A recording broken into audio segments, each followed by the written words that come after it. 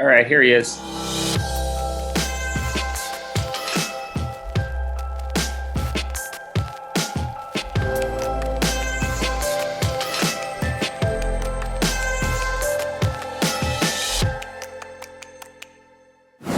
The key 90% of communication is face and tone.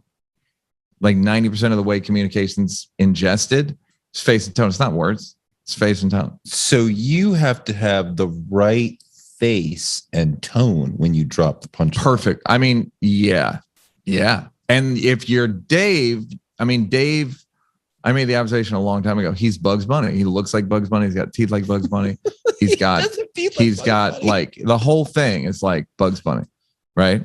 So he can say anything, not anything, but like it's just Mulaney talks like he's a 50s carnival barker. Yes, can just say fucking. It's not even his face. He's actually handsome and talks like a carnival barker and is whip smart. Like it's a pretty good combination, right? You know, whereas my vocally, like Mulaney, perfect comedy instrument. Dave, perfect comedy instrument. Chris, the sound of the voice. Chris is Ellen's vocal pitch is like nothing no other person I've ever heard. It's like perfect flute. She doesn't sound like anybody. Perfect. With Dory. That's Pops' Dory.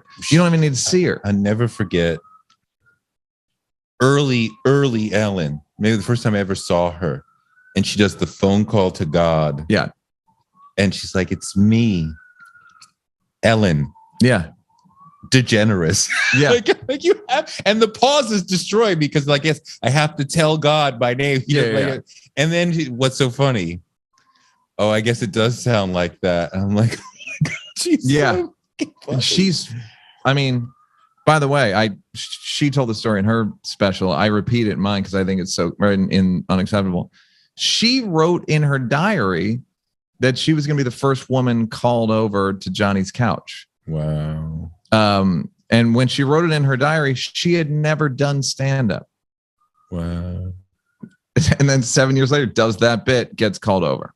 So you say in Unacceptable that you're going to be the first woman called over to Johnny? No. I talk about there's a party scene where everybody, and I'm sort of like, but the people that were there, it's like Eddie knew he was going to be famous when he was 6. Ellen wrote, it's like destiny, whereas I'm like writing and rewriting.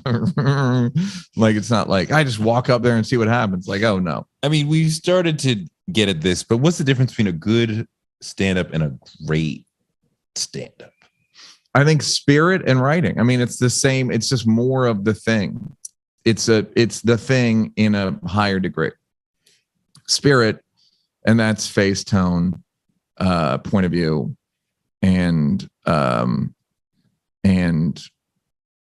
face, tone, point of view, and a degree of difficulty to writing, and then it's just more of that. Right. Like it's just, and like Patrice is like, Patrice O'Neal, he's magnetic. Is there a fearlessness that's required to be great? Yeah. But I think in different ways. Eddie's great and he's not really, fighting any establishment. No, but I mean, he was the comic who had this massive ego and was like, I'm the fucking man and I've come down. I'm not a clown. I am the fucking man. Yeah. And I'm going to tell you some stories and some jokes. Yeah. And we have some people approach it as like, I'm the clown. Yeah. Going to do, and some people are like, like I'm the tough guy who doing smart jokes. Yeah, it's with Eddie, it's like I guess he just didn't hide his greatness. He didn't apologize for how polished and great he was. Yeah. So he wasn't in the movies a little more, but even that's about like, no, I'm great. I'm a cop. you're racist, but I'm still Reggie Hammond, and there's a new sheriff in town, and like, fuck you guys. I'm the smartest one in this whole room. Are you sad? A lot of comics are sad deep down. Yeah. I mean, yeah, the 3 Mics was about being sad. Sad is a big word for it. Depressed. Well, I've dealt with depression in the past. It's kind of in remission. I'd say I'm a little melancholy, right? Like minutes, like, you know, when I'm not, it reads as serious. Like when I'll watch this on video and I'll be like, why do you look like you have a headache? I just read as kind of intense, but yeah, I mean, there's a thing of most comedians, or a lot of comedians are trying to cheer their mom up. That's how it starts. Or cheer themselves up. Well, yeah, or I got to make the weather a little better in here, so let me just roll something. Right. Let me just like fantasy. I mean, it seems like there were people who were like, as kids, I'm a nerd. I need to make the bully laugh so I don't get beat up. Mm-hmm. Or I'm so smart, I'm saying things that make the teacher laugh in the classroom to where the teacher's like, this is okay. You're not a class clown because you're doing like, you know, you're. Well, I find all those, the teacher anecdotes where like, she let me do 5 minutes in a class. That's more about them being aggravating. I don't think it's like the teacher's like, this motherfucker, I'm going to give him some time. It's more just like, yo, will you shut up and let me teach? And then which one were you as a kid? I was kind of neither. I was the youngest of 10. So I was always pretty funny. It was more about, it wasn't school based. It was just kind of funny. I don't know. Like, but you had to, but a chaotic environment. Yeah. There was I grew up in a chaotic environment. Yeah. So I was trying to, maybe stabilize it by being funny or get attention. Cause you do a little, but extra. I got a lot of attention because I was the youngest. So it was all kind of looking a lot. It just sort of the natural thing is to look at the baby. The baby quite often is the funniest one. Yeah. Why is that? I think because you're the last one on the stage, so to speak. Mm-hmm. Like the newborn's the star of the family. And then when you're the last newborn, then you're the star forever. How do you write? I'll just have like an idea, like a short idea. And then I do a show in Santa Monica on Tuesdays in LA where I just try to do as many new jokes as I can. So I'll build them out. I'll have a list and then I'll write like the extrapolation. So you're not afraid to fail on stage? No, I have to, because that's the thing about me is I got to pan for a lot of gold. I got to like my piles of dirt are big to get to gold. Yeah. Like, I've just accepted it. I used to be like, why can't I? Because I still end up writing. Like Bill Burr can probably write an hour a year, and it takes me 2 years to write an hour. Yeah, to write a good hour. Yeah. So, I used to like beat myself up about it, but it's like, I don't know, man. That seems to be the cadence. So, certain guys can do it quickly. So you're not. How do you get to be not afraid of dying?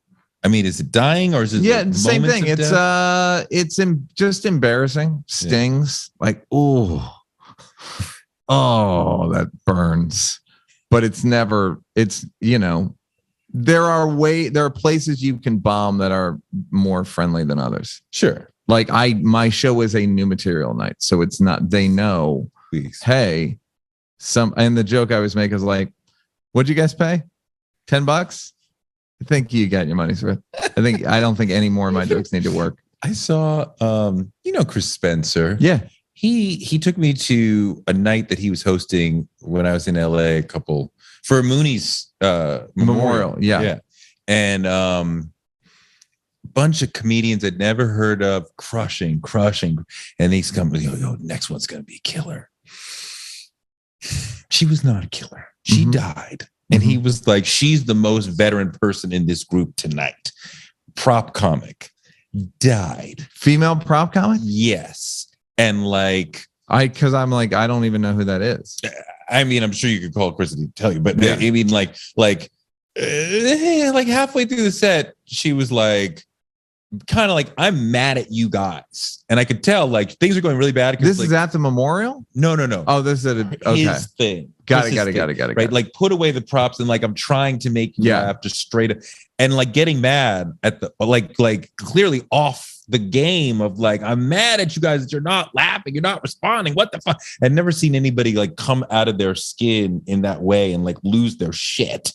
Yeah. It's getting mad isn't going to help. No, it's not. It's, Dave always says you can tell how funny someone is by how they bomb. If I'm bombing, we're all bombing. You're all coming with me. You come hold some of this anguish that you've brought here. There was a period of Dave's career where there was some bombs and then he would make a fetish out of it. Like he kept talking about it. Like, yeah, I know y'all heard about me in Detroit. Yeah. That show went really bad. This show could go bad. Like, there was the whole joke about, I get paid for the attempt. Yeah. You are not getting your money back. Yeah. I mean, like, what is the point of telling you I might bomb that other bomb you heard of? Yeah, it was really bad. I could. That was the thing. He's done that forever. Like 90s, he would do it. Like where he'd be like, I'm bombing right now. And then I get off and he'd be like, you weren't bombing. He'd be like, It's like, what is the point of that as a joke? Isn't it too meta? No, it's nothing. It all works, Touré. For him, for Dave, it all works. Like there's does. no, like, would I want to see? No, I mean, it's what's the difference? I mean, prior talking about catching on fire is kind of talking about bombing in a way. You know what I mean? It's like suicide, right? But he didn't say it was suicide though. Right. Back then. Right. He said it was like an accident. Yeah. But I think maybe I was too young. I didn't understand it as a suicide attempt until I read his book. Right. I wonder if they understood it at the time. I don't know. But yeah, like for Dave, is it kind of made me feel like he's wild. He's crazy. Like shit might crash. Yeah. And like, who knows? Yeah. It's like he's very good he's turned himself into Paul Bunyan. What does that mean? He's turned himself like into mythical? into this mythical walking the land. I'll be doing a show tonight. Detroit. Right. Sells out in a second. Might last 5 hours. Yeah. Who knows? Maybe 5 hours. Maybe I won't. Maybe I'll sing. I might leave my show. I had a television show. I left. You don't know what I'll do. I mean, it's fucking hilarious.